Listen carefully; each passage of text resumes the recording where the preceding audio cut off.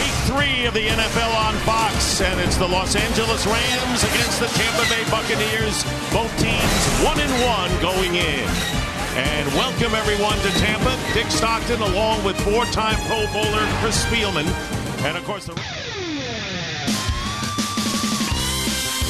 Hello everyone, and welcome to Stockton, the podcast. I'm Dick Stockton. I hope your week is going well.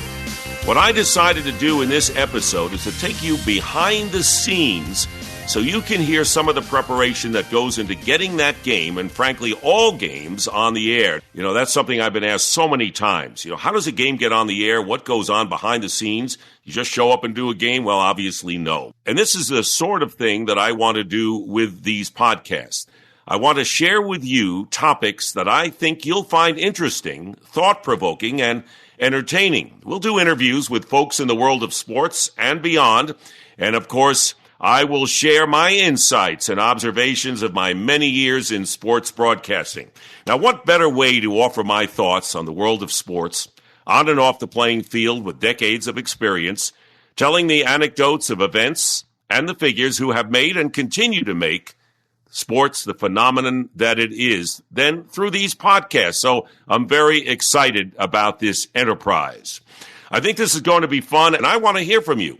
So if you have an opinion on something you hear, or maybe there's a topic you'd like me to talk about, or if you just want to say hello, want to share your thoughts on a subject or two, then send an email to info@stocktonpodcast.com. Again, info@stocktonpodcast.com, or connect with me on Facebook or Twitter.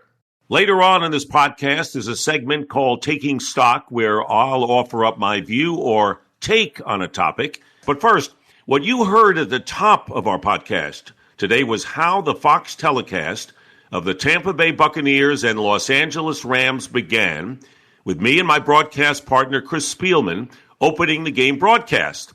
However, before we even get to that opening, there's all the preparation that the entire broadcasting team, the producer, the director, the graphics people, the associate producers, and all the people on the technical crew have to put in to bring that game to you live each week, and that prep starts days in advance of the actual game. I think it's kind of funny. I've been playing golf at my club, and some days it'll be a Saturday, and I may be off, and they say, "Are you doing the Super Bowl tomorrow?" I said, "No, I'd have to be there at least a week before." So it seems that we just show up and do the game, but that's far from the truth. So for this podcast, I want to do something that I don't think has ever been done. I want to take you behind the scenes, so to speak, of some of the preparation that goes into the live airing of each week's game. What I did was to take audio recordings of the various pregame meetings with coaches and players from both teams, production meetings, as well as informal talks I had with some of the key personnel involved with the broadcast. Now, the producer, P.T. Navarro, and the director, Wayne Wilson, we got some insight on how they prepare for a game. And the idea here is to let you be an ear witness to some of what goes on behind the scenes. I don't think this has ever been done. Now, the recordings are raw. They are unedited, so you'll hear exactly how things played out in the various meetings and conversations, including the background chatter and such. So, okay, let's get started. And I mentioned my broadcast partner, Chris Spielman. Now, for those who may not know Chris, he played 11 years in the NFL as a linebacker, mostly with the Lions, some with the Bills and Browns, and as a four-time Pro Bowler. Now, that said, it also means he brings great insight into the X's and O's of the game. The first clip I want to play is me asking Chris about how he prepares each week to broadcast a game. Chris. Yes. How do you get ready for a game during the week? Well, I start off by doing squats and cleans on Monday morning. It's leg day. Are we doing a podcast now? Yeah. Okay. All right. Well, the first thing I do is on Mondays, I do nothing. I think you got to clear your mind, to be honest with you. On Tuesdays, I start gathering information. So how I do it is that on Tuesdays, I will watch the television copy of the upcoming opponents of both games, mainly to get down to numbers and names and maybe some backstories that might be relevant to our upcoming broadcast. I also, on Tuesdays, receive my charts where I'll look at stats of each team offensively and defensively and starting to familiarize myself of where they are performing at a high level and where improvements need to be made, statistically speaking. Turnovers, third downs, red zone touchdowns, those type of things. On Wednesdays, I'll get into the All-22 and look at philosophically how a team wants to attack a certain defense or how a certain defense wants to attack a certain offense. We also have a conference call with our fine producer, P.T. Navarro, Dick Stockton, Wayne, the director, and anybody else who cares to jump on. Wilson is his last name. Not to be confused with Wade Wilson, the former quarterback for the Minnesota Vikings. On Thursdays, travel day, what I'll do on the plane is just go over any notes, and on Wednesday afternoons, usually the teams send their packets of information, so just to familiarize yourself with coaches and players and some of their backgrounds, and Thursdays are done. On Fridays, we go to the opposing team's practice. All right, let me just ask you, yesterday or on Friday, when we saw the practice of Tampa Bay Buccaneers, what hit you? What stood out to you? Well, to me is the fact that they're trying to hone in on their game plan. A lot of special timing issues are being dealt with on Fridays, whether it's the red zone for them, 2-minute drill, a lot of situational football. And the thing you look for me, is the red zone, because I think that's where games are won and lost, and a lot of teams focus on their red zone execution on Fridays. Plus they go for, and the other thing is just how coaches coach and the communication between coaches and players and the level of execution. So I want them to see them catch the ball. I want them to be sharp, both offensively and defensively. After that, we're fortunate enough to meet with coaches and chosen players just to discuss the upcoming game and what they feel. Come back Friday night. We usually have a nice dinner. Saturdays, we have breakfast and we talk to the opposing team coaches. We watch, as a group, the road team's film from last week, just so we're all on the same page. And then Saturday night we have our production meeting. Sunday I throw up and then do the game. Good. Now, that's a perfect recipe for a good broadcast. Well, Bill Russell, the great Boston Celtic center for many, many years, who won 11 championships, actually did throw up before a game. But Chris Spielman was joking about that, having a little bit of fun at the end. It's very important to know that when he's watching practice, he's looking at different things, and we're just asking him what he sees. Now, I'm going to interject what I do, and that is collect all the voluminous information that each team sends out, get familiar with the teams. I also look at the telecast from the week before of both teams, so I know the numbers and I'm up to date on the personnel. And I've told this to all of the people I work with. I say, I do the who and the what in the broadcast, and you do the why and the how. I can't do the why something happens and how it's done, but I do the who and the what, and I am the reporter. I'm the one that's keeping the story of the game going along. So we have different roles, but my key thing is to listen to what Chris Spielman says. Now, when it comes down to breaking down plays and such during the game, what is really critical is the communication between Chris and our producer, P.T. Navarro. Now, those two are in constant communication throughout the game, as P.T. is about to explain in our next clip. Now, before we play that, you'll hear P.T. mention talkback. Now, talkback is a means for us in the booth to talk directly to the truck crew, the producer or director or the replay producer, by simply pressing a button that mutes our mics to the viewers at home, but the people in the truck can still hear us. So listen to producer P.T. Navarro explain in particular the in-game communication between he and Chris Spielman. He can do something that none of us on our crew can do. He can see a play and dissect it within seconds. I apologize. He can let me start over. He can dissect the play within seconds. 1 second, 2 seconds. He sees it and knows exactly what he wants.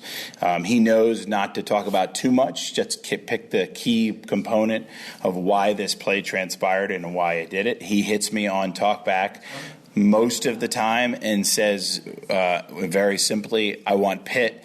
Give me this player. Give me the pass protection on this tackle. Give me the ISO. And that's how we replay it almost real time through things that transpire in the truck. But there's a lot of other components that go on. We have to figure out, hey, let's make sure that we're telling the viewer about the game, but we have to get in commercials because that pays the bills. We have to get in promotions because we want to promote our network.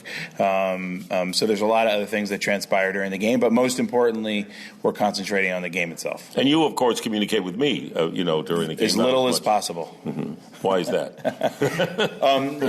Being the veteran that you are, I can communicate with you as little as possible because you pretty much understand the format, and your relationship with Chris, your eye-to-eye relationship is so important because the viewer at home understands immediately, wow, are these two on the same page, or are they both doing two different games? So for me to talk in your ear as little as possible is important, but I have to navigate where we're going to go next, and you're the person that does it on the air. So we have minimal communication, but we have some. Now, the communication is really sensitive here because just picture this. You have Chris Spielman communicating on the talkback to P.T. Navarro, who's talking to me about if a promo is coming up, not during the time I'm talking. And at the same time, we have to make sure that the talkback between everyone is at a minimal so that Chris and I can communicate. So if I make a comment and ask a question, it's not like, I didn't hear what you said, or I didn't hear what he said. So it's got to be a teamwork thing, and it's very sensitive in this area. Now, when it comes down to deciding what you, the viewers, see, the plays, the replays, the player ISOs, etc., that all comes down to the director, in this case, Wayne Wilson. Now, his preparation in the days leading up to the game focuses more on the production side of the game, with camera placements and assignments and replays and so forth, as he explained to me in this next clip. As a director, getting to know the teams like everyone else on the crew does. I do my research, read my articles, watch my games, but I find that the biggest thing for me during the week is getting to know the players based on their names and what their numbers are, as opposed to announcers who learn it the other way. They see numbers and call names. I have to learn, hear names and call numbers so I can get my camera guys to the right guy, shooting the right person to react to what my announcers talk about. So a lot of my stuff is my prep work really comes from our midweek calls and basically the analyst wants to try to set up my coverage cameras because I have to cover two aspects of the game. I have to cover it live and what's the best shot, and I have to cover it and what we need for replay sake too. When do you have a meeting with the cameraman? I meet with the camera guys about 4 hours before the game on the day of game.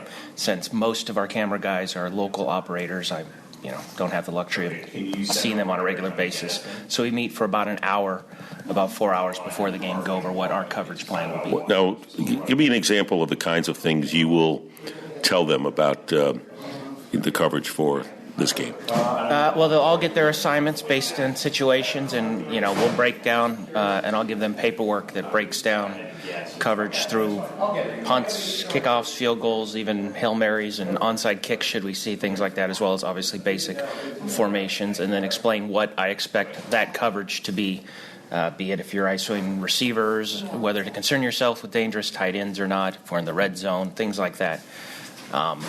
And we break down basically all of that, and then also break down what the big storylines, guys we really want to keep an eye on, particularly when they're out of the game and on the bench, and knowing where these guys are because they're a story. How many cameras will we have? And so do each of them have responsibilities, each one? Yes, we have 9 manned cameras. We have a few cameras that aren't manned, like beauty shots and booth cameras and things like that. But 9 actual manned camera operators, and each of them will have an assignment basically for every play of every game. They know what they need to do after that meeting to follow on. Just quickly give me an example of like 1 or 2 cameramen, what their responsibilities are. The basics, your basic coverage, usually you have 3 guys up top that do game, depending on where the ball is on the field. Well, when that ball is not in their game coverage, they're not following the ball for that play, 1 guy gets assigned to ISO receivers on one side of the ball. The other guy gets designed to what we call pit, which is basically the line play, offensive line, defensive line, linebackers play.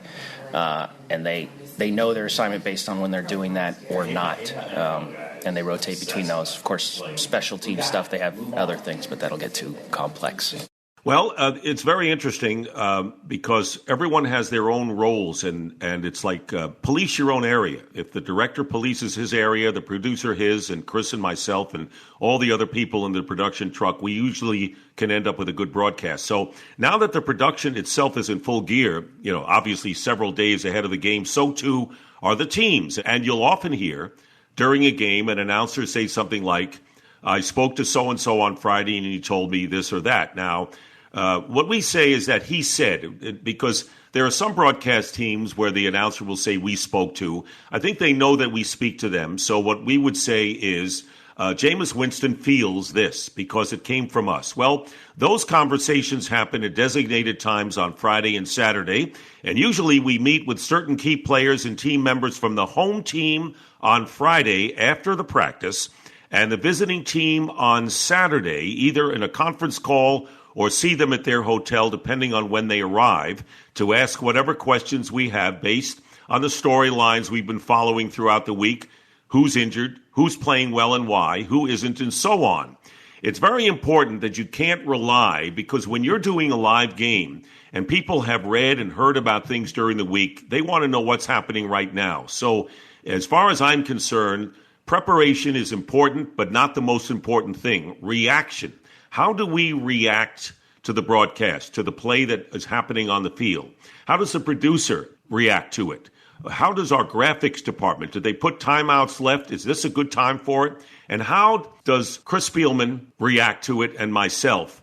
As far as the viewer watching the game at the moment, that's all he cares about. What is happening at the moment? But anyway, let's go back. Now I want to take you into some of those meetings, beginning with our Friday session with Buccaneers head coach Dirk Cutter, where he talks about his quarterback Jameis Winston's mindset and his preparation after a humiliating loss to the Arizona Cardinals the week before, where he threw 4 interceptions. We kind of went through a little bit of this at the beginning of last season with Jameis, where we were just a little bit careless with the football. His first pass of his career. First pass of his career, and then, Carolina game, we had 4. We had a game like we had in Arizona. And so, not just to Jameis, but the team. I mean, we're -6 in turnovers for the year. We've turned it over 6 times, and we haven't got any takeaways. So that's been just a big point of emphasis to the team. And we got a lot of ways we do it during the week, but that obviously trickles down to Jameis and how you set up the game plan. Jameis and I know each other pretty well, so I think he understands. And I know you're probably going to talk to him. He understands that he needs to be more exact, more precise with the football. There's people in broadcasts and stuff. They say, "Oh, he could throw 4 interceptions. He doesn't care." Is that true? Is that something you like? Is that something you like in your quarterback, or is that? Yeah, I've said many times, Jameis, Mike Pacheco, our quarterback coach, calls it press and clear. He has a press and clear mentality, which is good. Okay, we move on to the next play. Jameis has some gunslinger in him, which you don't want to coach that out of him. But there's just in the NFL, there's nothing more important than possession of the football, and it's they won a lot of games at Florida State where they got behind early because of turnovers, and then they were talented enough to overcome them and come back and win those games. And Which is tough, very tough in the National Football League. it's very tough in the NFL unless you have superior talent, and there's only a couple teams in the league that have that, and we're not one of them. So that's some straightforward talk from Coach Cutter of the Tampa Bay Buccaneers about his quarterback, talking about not wanting to coach out the gunslinger style of Jameis Winston, which is his personality, and that style of play is something that he's well aware of. Now, Chris Spielman and I asked him about his coach's comments a few minutes later. The gunslinger, that's just basically the characteristics that I have. I like to throw the ball deep. I like to let it fly. But at the end of the day, as a quarterback in this league, protecting the football to help your team to get a win is more important than anything. So would it be fair to say that Jameis's number one priority is protection of the football? Is that fair for me to say on there? Yes. Okay. It's fair. All right. It's fair, because that's what it should be. Okay. I just want to make sure. Was that your thought on draft day? What? Oh, is that the way you thought when you played in college? Is that something that has developed since you've been in the league now for a season and 2 Well, games? I think in college it's just different because you got different chances, you got different personnel, and it's just different. But being in the NFL, you can't really take those chances. In college, I threw 4 interceptions in the first half, came back, we get a win. You turn the ball over 4 times anywhere, you're gonna lose, and it's gonna look pretty bad. And I think just the development of the NFL game, you see quarterbacks these days called game managers, and you can ask anybody, would I rather have a game manager or a game winner? If that game winner is turning the football over, you would rather want to have that game manager, because there's some quarterbacks that can not really shock you with what they can do on the field, and they make it check downs, but if they're completing the football and they're winning football games, you can't argue with that. Now, obviously, when a team loses 40-7, as the Buccaneers did to the Arizona Cardinals, it's not all the quarterback's fault, even though he did throw 4 picks. The defense has to share some of that blame. And when looking ahead to this next game, defensive coach Mike Smith, who used to be a head coach with the Atlanta Falcons, talked about the Buccaneers bouncing back and the team resilience, aided with some inspiring words from Chris Spielman himself. But I think this is a resilient group. We're learning. It's our, together. We've got 2 games under our belt. And we've had some positive things happen. We've had some negative things happen. And us as coaches, we've got to make sure we put them in the best position, in the best opportunity to be successful. And that's what we've been trying to do. We're learning as well. We got a good defensive staff.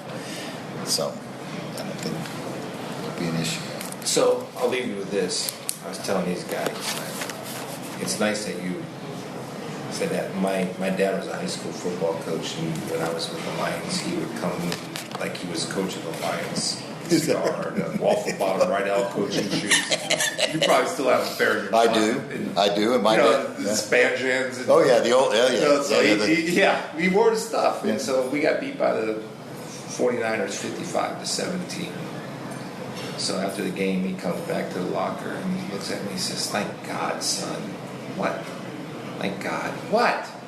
Thank God they took Young out of there. They put 100 up on you.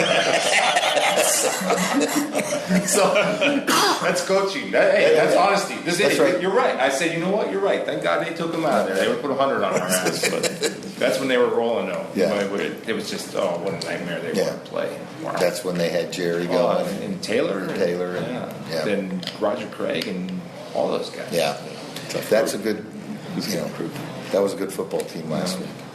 And we got to be more resilient, and we will be. I wish he would have said, just be more resilient. So he said, thank God. You got a break. I think his way probably had a lot more impact. You got a break, Chris. They took Young out of there.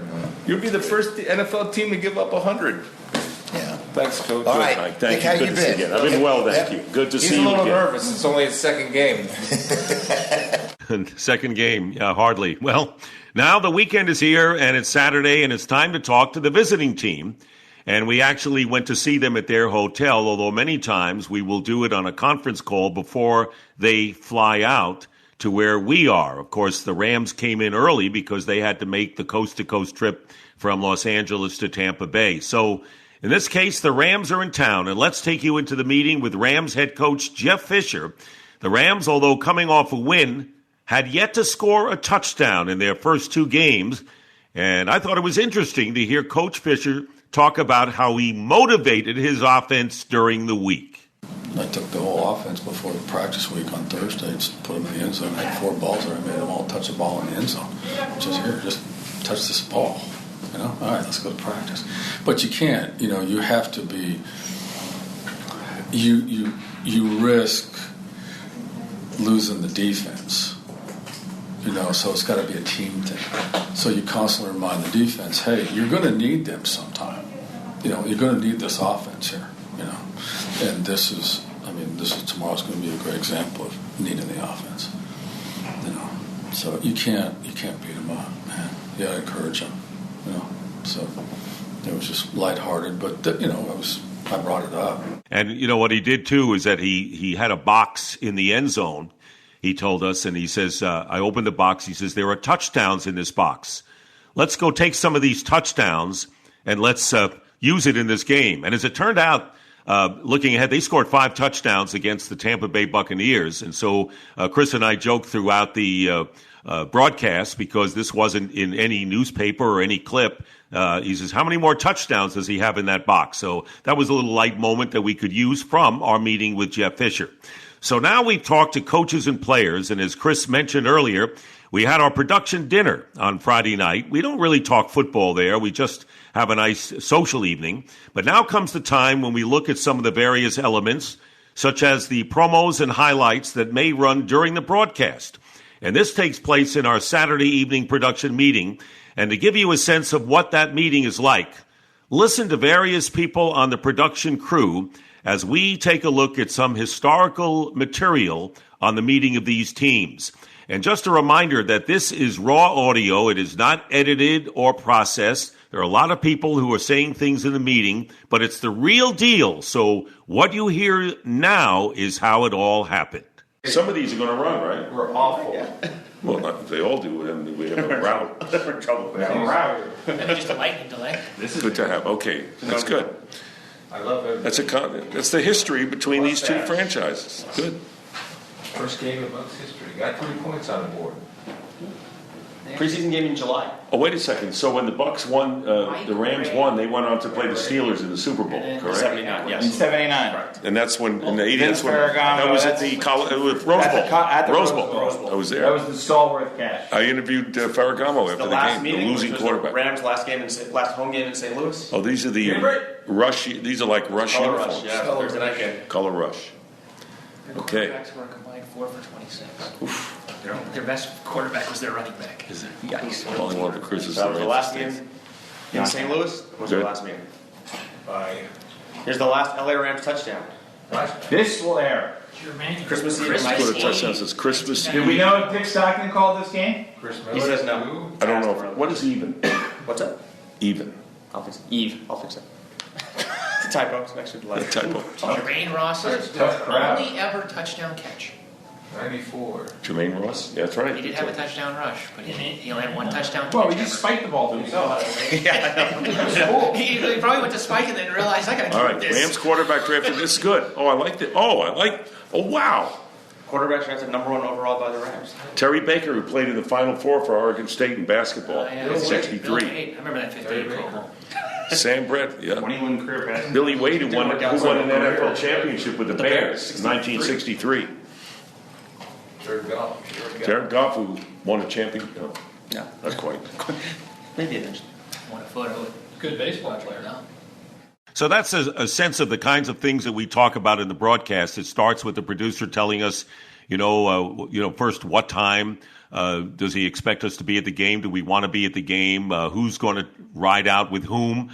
What about the flights after the game? This is just a logistic aspect as far as we're concerned. And we just look at graphics and we look at possible roll-ins of an interception or a touchdown or event from last week or maybe a couple of years before that help our broadcast that, in case of a blowout, could come in handy. So these are the things that we discuss during our production meeting. So that's just a snip of what it's like to prep for one of these games from different points of view, and hopefully I've given you a good sense of what it's like to go behind the scenes. I want to emphasize the fact that you can do too much preparation for a game, because the more you are armed with, if my notes are voluminous that I write down on my sheet, if the producer has 20 things he wants to roll in, if the graphics person has 40 different graphics to put in, you'll say, well, I worked on putting this together all week. I want to get that in. And what you've done is you have really clogged up the broadcast. I always have gone by the philosophy, less is more. And the best broadcast teams, less is more. Less clutter, less graphics, even though people are watching the game in bars and really rely on the graphics because they can't hear the telecast. Less things that are rolled out. More shots of what's going on the field, including the reaction shots on the sideline. The quarterback goes over and looks at the past plays, coaches' reactions, and so forth. Less is more. Let's cover the game. Let's not fill the screen with full-page graphics. And this is really the critical aspect of putting on what I consider to be a good broadcast. Yes, there is such a thing as too much preparation. If you talk to too many people in your meetings on Friday or Saturday, you have a lot of things that are down on your paper. You're not watching the field. You're looking down on your paper. Let's do a football game. As John Madden once said, what do we do if a football game breaks out? And he was so right about all of the preparation that goes on. But that's exactly what it's all about. All right, now it's time for taking stock. And as we said at the outset, this is going to be a comment, an opinion, or a reflection that we will have after our podcast each week. Now, the NFL announced that Lady Gaga was going to be the feature entertainment at the Super Bowl. It's interesting that Lady Gaga and the iconic Tony Bennett, and for those too young enough to know, one of the truly great vocalists in the history of music, have appeared on tour to tremendous success. Yes, Tony Bennett, the legend from the 1950s on, and Lady Gaga, a flamboyant, decades younger blonde with loads of talent, teaming up. The haunting I Left My Heart in San Francisco standard, which will live forever, as you know, is Bennett's signature song. And I bring this up because Tony Bennett was the halftime entertainment at the Super Bowl, ready for this, 21 years ago. Now, at the very first Super Bowl, which was called the AFL-NFL Championship game back in 1967, the marching bands from two schools, the University of Arizona and the University of Michigan, performed. In those days, marching bands were the halftime entertainment at every football game, as you remember, college and pro alike. But as we all know now, the Super Bowl is a lot more than a championship game. It's the most watched television show of the year. And if you're watching, no one leaves when the commercials come on or when halftime arrives. And sometimes the commercials and the halftime show is more entertaining than the game. So marching bands slowly gave way to the likes of Michael Jackson and Phil Collins and Madonna and the Rolling Stones and Bruce Springsteen. The term wardrobe malfunction entered our lingo when Janet Jackson and Justin Timberlake had an unfortunate moment when the word exposure took on a Super Bowl meaning. And next year, the league didn't take any chances. Paul McCartney took center stage. So this year, it'll be Lady Gaga, and I think it'll be great. Hey, she can sing and entertain. And if it's good enough for Tony Bennett, it's good enough for me. Be sure to subscribe to Stockton on iTunes and leave a review. Stockton is produced by Collisions, the podcast division of CRN International. Collisions, podcast for curious people. A reminder, I always want to know what you think, so please email me at info@StocktonPodcast.com. That's info@StocktonPodcast.com. Thanks to our producer, Peter Lyon, and our engineer, Scott Person. And thanks for joining us. Till next time, Dick Stockton wishing you all the best.